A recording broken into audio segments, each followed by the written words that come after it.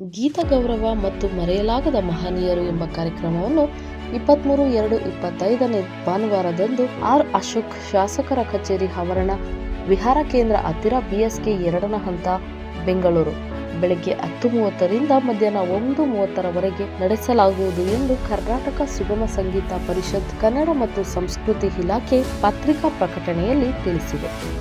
ಸೃಷ್ಟಿಯಾದಂಥ ಅತ್ಯಂತ ವಿಪುಲವಾದ ಕಾವ್ಯ ಸಾಹಿತ್ಯ ಎಲ್ಲೂ ಇಲ್ಲ. ಬಟ್ ಕಾವ್ಯಗಾಯನ ಕೂಡ ಒಂದು ವಿಶಿಷ್ಟವಾದ್ದು. ಯಾವ ಒಂದು ಕಾಲದಲ್ಲಿ ಗಮಕ, ಹರಿಕತೆ, ವಚನ, ಪಾರಾಯಣ, ಪಠಣ ಇವೆಲ್ಲ ಇತ್ತು, ಅದಕ್ಕೆ ಒಗ್ಗದಂಥ ಸಾಹಿತ್ಯವನ್ನು ನಮ್ಮ ನಾಡಿನಲ್ಲಿ ಸೃಷ್ಟಿ ಮಾಡಿರ್ತಕ್ಕಂಥ ಸಂದರ್ಭದಲ್ಲಿ ಕಾಳಿಂಗರಾವು ಇದಕ್ಕೆ ಯಾವ ರೀತಿಯಾದ ಒಂದು ಸಂಗೀತವನ್ನು ಅಳವಡಿಸ್ಬೋದು ಅನ್ನೋದನ್ನು ಕಂಡುಹಿಡಿಕೊಂಡು ಅವರು ಸುಗಮ ಸಂಗೀತಕ್ಕೆ ಒಂದು ನೆಲೆಯನ್ನು ಒದಗಿಸ್ಕೊಟ್ಟವರು. ಸುಗಮ ಸಂಗೀತದ ಪಿತಾಮಹ ಅಂತಲೇ ನಾವು ಇವತ್ತು ಕೂಡ ಅವ್ರನ್ನ ನೆನೆಸ್ಕೊಳ್ತೀವಿ. ಇದು ಟಿ. ಕಾಳಿಂಗರಾಯರು.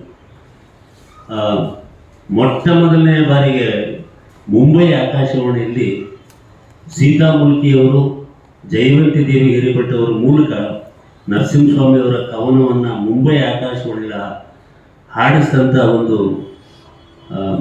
ಚೈತನ್ಯ ಟಿ. ಕಾಳಿಂಗರಾವ್. ಹಾಗಾಗಿ ತಿಂಗಳಲ್ಲಿ ಹುಟ್ಟಿರೋದ್ರಿಂದ 6 ಜನ ಕಾರ್ಯಕ್ರಮ ಮಾಡ್ತೀವಿ. ಒಬ್ಬರದೇ ಆದರೆ ಒಬ್ಬರದೇ ಮಾಡ್ತೀವಿ ಯಾವಾಗಲೂ.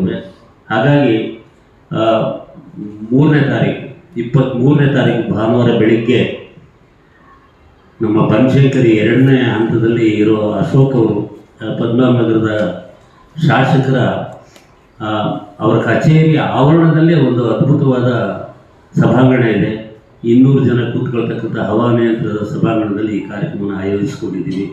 ಅವತ್ತು ಈ ಕಾರ್ಯಕ್ರಮದ ಉದ್ಘಾಟನೆಯನ್ನು ಕೂಡ ಅವರೇ ಬೆಳಗ್ಗೆ. ವರದಿ ಚಿರಂಜೀವಿ ಸುಪ್ರೀತ್.